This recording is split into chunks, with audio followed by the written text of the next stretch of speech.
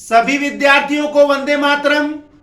मैं विकास श्रीवास्तव विक्रमादित्य आईएएस गोरखपुर के YouTube channel पर आपका स्वागत करता हूं। प्यारे विद्यार्थियों, आज हम लोग दर्शन शास्त्र के अंतर्गत भारतीय दर्शन में शंकराचार्य का मायावाद का सिद्धांत पढ़ेंगे, यानी शंकर का मायावाद। वास्तव में शंकराचार्य ने अपने अद्वैतवाद के सिद्धांत में एको ब्रह्म द्वितीयो नास्ति की अवधारणा का प्रतिपादन किया है, अर्थात ब्रह्म सत्यम जगत मिथ्या जीवो ब्रह्म है नापर, एकमात्र ब्रह्म को ही सत्य माना है। लेकिन यदि एकमात्र ब्रह्म सत्य है तो जगत क्या है? जगत जो प्रतीति का विषय है, अनुभव का विषय है, जो व्यवहार का विषय है, यह कहां से आया और इसकी व्याख्या कैसे होगी? अगर ब्रह्म ही एकमात्र सत्य है तो क्या जगत की व्यवहारिक सत्ता की कोई महत्ता नहीं है? जगत को मिथ्या कर देने से जगत की व्याख्या का समस्या समाप्त नहीं हो जाता है। यही कारण है शंकराचार्य को माया की अवधारणा की प्रस्तुति करना पड़ा, माया की अवधारणा को स्वीकार करना पड़ा और माया के आधार पर ही जगत की व्याख्या करना पड़ा। और अपने इसी जगत की व्याख्या के आधार पर शंकराचार्य ने जो थ्योरी दिया उसको शंकराचार्य की मायावाद की थ्योरी कहा जाता है। मायावाद का सिद्धांत या माया पर विचार या अविद्या पर विचार कहा जाता है। शंकराचार्य ने अपने मायावाद की अवधारणा में या मायावाद के सिद्धांत में माया के स्वरूप के विषय में, माया के अवधारणा के विषय में, माया के विभिन्न लक्षणों के विषय में विस्तार से वर्णन किया है और इसी को शंकर का मायावाद भी कहा जाता है। अब प्रश्न यह उठता है कि माया की मूल अवधारणा है क्या? माया का मतलब होता क्या है? आप जैसे आम बोलचाल की भाषा में लोगों से सुनते होंगे कि माया मोह में पड़ा हुआ है, या ये ईश्वर की माया है, या ये जगत की माया है, या प्रकृति की माया है। तो माया का मतलब है क्या? अब शंकराचार्य ने माया को यहां अविद्या भी कहा, अविद्या माने अज्ञान, माया को भ्रम भी कहा है, माया को विवर्त भी कहा है, माया को अध्यास भी कहा है।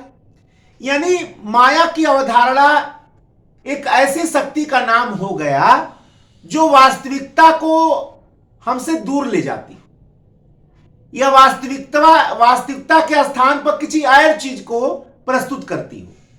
तो माया एक प्रकार की अविद्या है, अज्ञान है, भ्रम है, अध्यास है, विवर्त है। इसी अवधारणा को यहां प्रतिपादित किया गया है और अद्वैत वेदांत में माया का यही अर्थ है। ठीक है ना? माया का अर्थ जैसे भ्रम हो गया, अविवेक हो गया, अज्ञान हो गया, विवर्त हो गया, आभास या अध्यास हो गया, यही यहां पर बताया गया है। अब शंकराचार्य अपने मायावाद की थ्योरी इसी को मानकर करते हैं। शंकराचार्य अपने मायावाद की थ्योरी में यह कहते हैं कि माया ब्रह्म की शक्ति है और माया ब्रह्म में ही निवास करती है, यानी ब्रह्म ही उस माया का निवास है। माया ब्रह्म की शक्ति है और माया ब्रह्म में ही निवास करती है। लेकिन ब्रह्म माया से उसी प्रकार से नहीं प्रभावित होता है जिस प्रकार से कोई जादूगर अपने जादू से नहीं प्रभावित होता है। ठीक है ना? अब माया, देखिए, शंकराचार्य ने माया के अस्तित्व को माना है, लेकिन माया को ब्रह्म में भी स्थित माना है। लेकिन उन्होंने माना कि जिस प्रकार एक जादूगर अपने जादू से प्रभावित नहीं होता है, उस प्रकार ब्रह्म भी अपने माया से प्रभावित नहीं होता है। अब माया करता क्या है? माया, शंकराचार्य का कहना है कि माया के आधार पर ही ब्रह्म इस नाना रूपात्मक जगत को हमारे समक्ष प्रस्तुत करता है।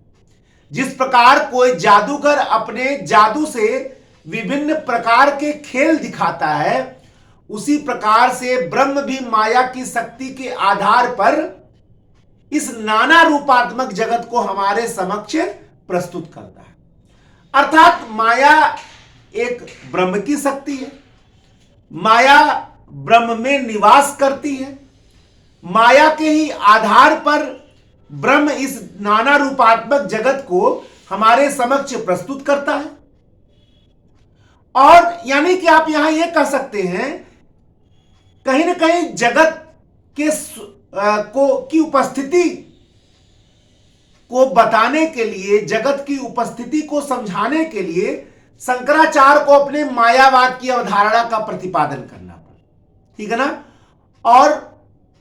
और समस्त जगत निश्चित ही माया की ही माया है। आप ऐसा कह सकते हैं कि यह समस्त, देखिए वास्तव में तो सत्य जो केवल ब्रह्म है, एको ब्रह्म द्वितीयो नास्ति, ब्रह्म सत्यम जगत मिथ्या, उनका पहला यही वाक्य है, ब्रह्म सत्यम जगत मिथ्या।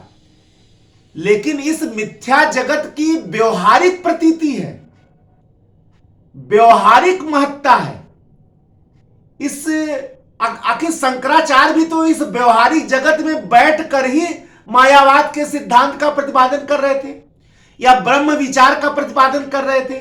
जिस जगत में बैठकर शंकराचार्य इस ब्रह्म के सिद्धांत का प्रतिपादन कर रहे थे, अद्वैत वेदांत की स्थापना कर रहे थे, क्या उसी जगत को पूर्णतः मिथ्या करके, उसी जगत को पूर्णतः मिथ्या करके क्या ब्रह्म की अवधारणा का प्रतिपादन किया जा सकता था? जिस जगत में आप बैठे हैं उसी को असत्य कह रहे हैं तो व्याख्या भी तो असत्य हो जाएगी। असत्य के धरातल पर बैठा मानव किसी भी सत्य की व्याख्या नहीं कर सकता है। असत्य के धरातल पर बैठकर असत्य ही व्याख्या किया जा सकता है। तो शंकराचार्य के समस्या यही थी कि यदि हमें जगत, इस ब्रह्म को सत्य मानकर जगत की भी व्याख्या करनी है तो एक ऐसी अवधारणा को लाना पड़ेगा जो जगत और ब्रह्म की सटीक व्याख्या कर सके, दोनों के संबंध की व्याख्या भी कर सके। और यही अवधारणा उनकी मायावाद की थ्योरी है। और शंकराचार्य ने ब्रह्म और जगत के संबंध की स्थापना के लिए माया की अवधारणा का प्रतिपादन किया। माया, भ्रम, अविद्या, अज्ञान, अविवेक, अध्यास, विवर्त, यह शंकराचार्य की अवधारणा थी। अब शंकराचार्य ने क्या क्या लक्षण बताया, आप इसको जरा समझिए। शंकराचार्य ने पहले में कहा है कि माया अध्यास है, माया अध्यास है। अब माया अध्यास है का मतलब क्या हुआ? अध्यास माने क्या होता है? वैसे शंकराचार्य का पूरा अद्वैत वेदांत अध्यासवाद की थ्योरी पर ही आधारित है। अब अध्यास का मतलब क्या होता है? अध्यास का मतलब यह होता है कि जो वस्तु जहां नहीं है वहां उसका अनुभव होना अध्यास कहलाता है। जैसे हम अंधेरे में भ्रमवश रस्सी को सांप समझ लेते हैं, ठीक है ना, रस्सी को सांप समझ लेते हैं, तो रस्सी हमें भ्रमवश क्या दिखाई देती है? सांप दिखाई देती है। यानी रस्सी में सांप अध्यस्त है, जो वस्तु जहां नहीं है। यानी सांप वहां नहीं है लेकिन वहां दिखाई दे रहा है, सांप दिखाई दे रहा है। रस्सी में सांप नहीं है लेकिन रस्सी में सांप दिखाई दे रहा है। यानी जो वस्तु जहां नहीं है वहां उसका अनुभव होना या वहां उसकी प्रतीति होना क्या कहलाता है? अध्यास कहलाता है। शंकराचार्य कहते कि माया भी अध्यास है और माया के कारण ही ब्रह्म में जगत अध्यस्त है। यानी माया के कारण ही ब्रह्म के स्थान पर क्या दिख रहा है? जगत दिख रहा है। यह अध्यास है क्योंकि ब्रह्म है लेकिन वहां दिख क्या रहा है? जगत। जगत नहीं है लेकिन जगत ब्रह्म में दिख रहा है, अध्यस्त है। जैसे रस्सी में सर्प अध्यस्त है उसी प्रकार ब्रह्म में क्या है? जगत अध्यस्त है। ठीक है ना, इसी को कहते हैं अध्यासवाद या अध्यास। इसीलिए शंकराचार्य ने माया को अध्यास कहा है। क्यों? क्योंकि माया में के कारण ही ब्रह्म में जगत अध्यस्त है। जगत ब्रह्म के स्थान पर क्या दिखाई दे रहा है? जगत दिखाई दे रहा है नहीं जगत, लेकिन जगत के ना होते हुए भी ब्रह्म में जगत दिखाई पड़ रहा है, ब्रह्म की अनुभव हो रहा है। यही है क्या? अध्यास। इसीलिए शंकराचार्य ने माया को क्या कहा है? अध्यास कहा है। इसके बाद शंकराचार्य कहते हैं कि माया विवर्त मात्र है, विवर्त मात्र है। शंकराचार्य कहते हैं कि माया विवर्त मात्र है। विवर्त माने आभास, अपीयरेंस ओनली। विवर्त माने क्या होता है? आभास। शंकराचार्य कहते हैं कि माया ब्रह्म का विवर्त है, माया ब्रह्म का विवर्त है, और माया के कारण ही ब्रह्म के स्थान पर इस जगत का आभास होता है। माया के कारण ही शंकराचार्य कहते हैं कि माया ब्रह्म का विवर्त है, और माया के कारण ही ब्रह्म के स्थान पर हमको जगत का आभास होता है। माया के कारण ब्रह्म के स्थान पर हमको जगत का आभास होता है। लेकिन इसकी व्यवहारिक सत्ता है, इसकी व्यवहारिक सत्ता है किसकी? जगत की, जिससे हमारा व्यवहार संचालित होता है। तो विवर्त है, तो विवर्त। यह जगत ब्रह्म का विवर्त है, ब्रह्म का आभास है, ब्रह्म की प्रतीति है। इसकी परमार्थिक सत्ता नहीं है, लेकिन इसकी व्यवहारिक सत्ता है। परमार्थिक सत्ता तो केवल ब्रह्म की है, परमार्थिक सत्ता केवल ब्रह्म की है। जगत की व्यवहारिक सत्यता है, और व्यवहारिक सत्ता के कारण जगत जो है वो हमारे व्यवहार का आधार है। तो शंकराचार्य कहते हैं कि माया विवर्त मात्र है। इसके बाद शंकराचार्य कहते हैं माया अनिर्वचनीय है, अनडिस्क्राइबेबल, अनिर्वचनीय, अनिर्वचनीय है। माया को उन्होंने अनिर्वचनीय कहा है। अब अनिर्वचनीय का मतलब क्या हो गया भाई? इनडिस्क्राइबेबल का मतलब क्या हुआ? जिसकी व्याख्या न किया जा सकी। अब भाई देखिए, पदार्थ की दो कोटि होती है, या तो वो सत्य होगी या तो असत्य होगी, यानी वो या तो सही होगी या तो गलत होगी। सत्य या असत्य दो कोटि होगी। शंकराचार्य ने यहां तीसरी कोटि ला दिया, अनिर्वचनीय। माने ना ही वो सत्य होगी ना ही असत्य होगी, बल्कि एक कोटि, तीसरी कोटि आ गई, अनिर्वचनीय। यानी पदार्थ की एक ऐसी कोटि जिसकी व्याख्या ना हो सके, इनडिस्क्राइबेबल। प्रश्न ये उठता है कि शंकराचार्य ने माया को न सत्य कहा न असत्य कहा, बल्कि उसको अनिर्वचनीय कहा। ऐसा क्यों कहा? शंकराचार्य कहते हैं कि माया सत्य नहीं है, क्योंकि सत्य उसको कहा जाता है जो त्रिकाला बाध्यत्वम लक्षणम सत्य, जिसकी सत्ता तीनों काल में बाधित ना हो, उसको सत्य कहा जाता है। त्रिकाला बाध्यत्वम लक्षणम सत्य, यानी एक ऐसी सत्ता जो तीनों काल में बाधित ना हो, या तीनों काल में ज्ञान द्वारा उसकी सत्ता समाप्त ना होती हो, उसकी सत्ता का निवर्तन ना होता हो, तो वो सत्य होगा। शंकराचार्य कहते कि माया सत्य नहीं है, क्योंकि ब्रह्म ज्ञान से माया की सत्ता बाधित होती है, ब्रह्म ज्ञान से माया दूर हो जाता है, इसलिए उसको सत्य नहीं कहा जा सकता है, क्योंकि ब्रह्म ज्ञान से वो बाधित हो जाती है, वो समाप्त हो जाती है।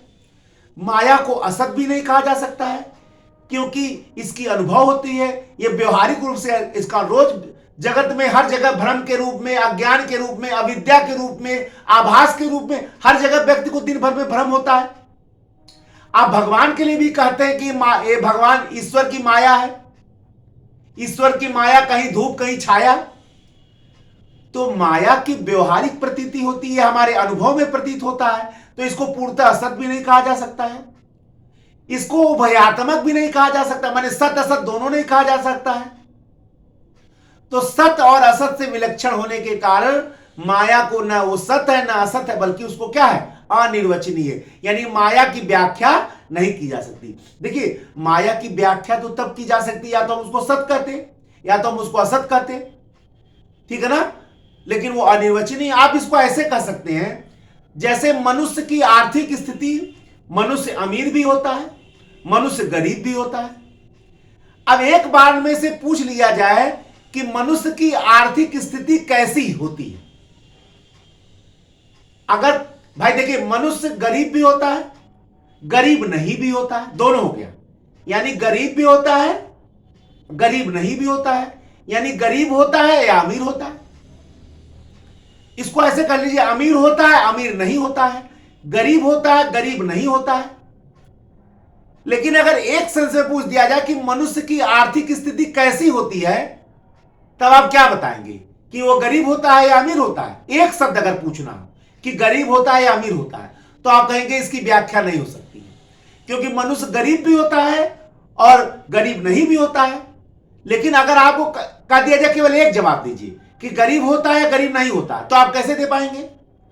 क्योंकि गरीब भी होता है और गरीब नहीं भी होता है, यानी अमीर होता है। तो आप क्या कर देंगे? ये अनिर्वचनीय है, इसकी व्याख्या नहीं हो सकती है क्योंकि मनुष्य की आर्थिक स्थिति को एक शब्द में आप नहीं बता सकते, ठीक है ना? तो वो क्या हो जाएगा? अनिर्वचनीय, एक बार में, ठीक है ना?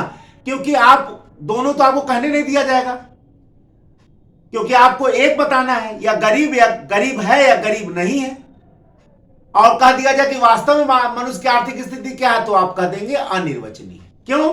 क्योंकि आपको गरीब एक शब्द आप कह देंगे गरीब होता है तो वो अमीर भी होता है, आप कह देंगे अमीर होता है तो गरीब भी होता है।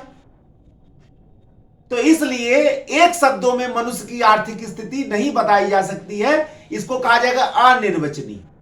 यानी एक शब्दों में, एक वाक्य में मनुष्य की आर्थिक स्थिति की व्याख्या नहीं हो सकती है। उसी प्रकार शंकराचार्य ने कहा कि माया न सत है न असत है, यानी क्या है? अनिर्वचनीय। यह शंकराचार्य की दूसरी बात है। इसके बाद शंकराचार्य कहते हैं कि माया जड़ है, ठीक है ना? जड़ है, माया जड़ है, चेतन नहीं है। लेकिन माया जो है अपनी सत्ता के लिए किस पर आधारित है? ब्रह्म पर आश्रित है। माया जड़ है और अपनी सत्ता के लिए ब्रह्म पर आश्रित है। लेकिन जैसे सांख्य दर्शन में प्रकृति को भी जड़ कहा गया है, लेकिन सांख्य दर्शन का जो प्रकृति है वो सत और स्वतंत्र दोनों है। लेकिन माया एक आश्रित सत्ता है। किस पर आश्रित है? ब्रह्म पर। तो जब जो आश्रित होता है वो पूर्णतः न सत्य होता है और न ही वो स्वतंत्र होता है। लेकिन दूसरी ओर अगर सांख्य दर्शन का प्रकृति देखा जाए तो वो भी जड़ है, लेकिन वो स्वतंत्र और सत्य दोनों है, ठीक है ना? लेकिन माया, शंकराचार्य की जो माया है वो जड़ है, लेकिन वो स्वतंत्र और सत्य नहीं है। क्यों नहीं है? क्योंकि वह एक आश्रित सत्ता है। किस पर आश्रित है? ब्रह्म पर आश्रित, ठीक है ना? ये माया का चौथा लक्षण उन्होंने बता दिया। अब माया का पांचवा लक्षण देखिए, माया अनादि है। माया अनादि है। शंकराचार्य कहते हैं कि माया अनादि है। अनादि मतलब इसका कोई आदि नहीं है। कब माया शुरू हुआ हम लोग नहीं जानते हैं, जब से ये जगत है तब से माया है।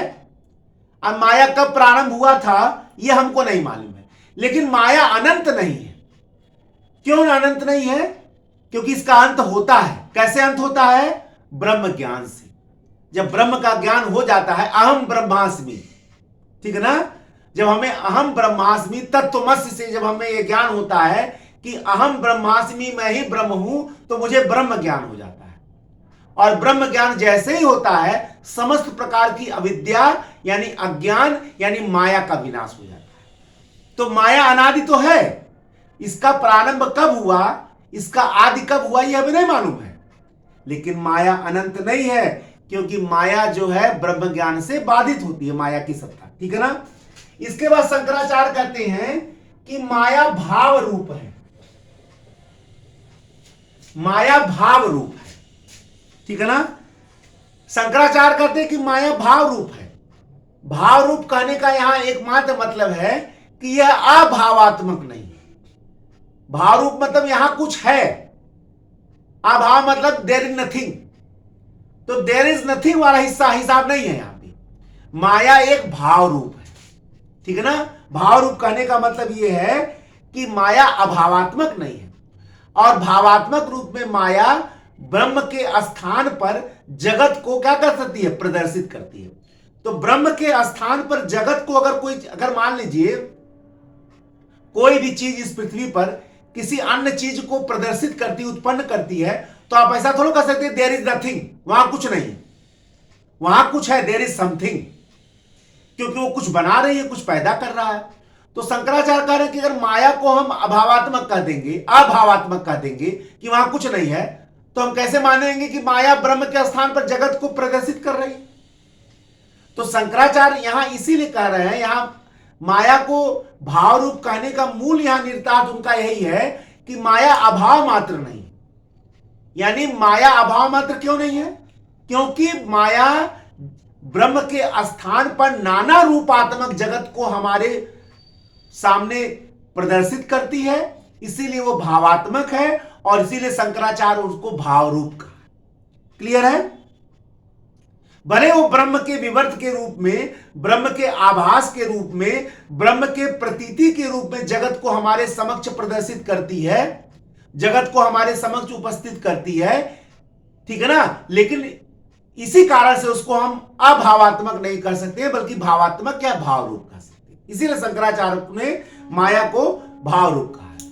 अब शंकराचार्य कहते हैं कि माया की दो प्रकार की शक्ति है। पहला आवरण शक्ति, पहला है आवरण शक्ति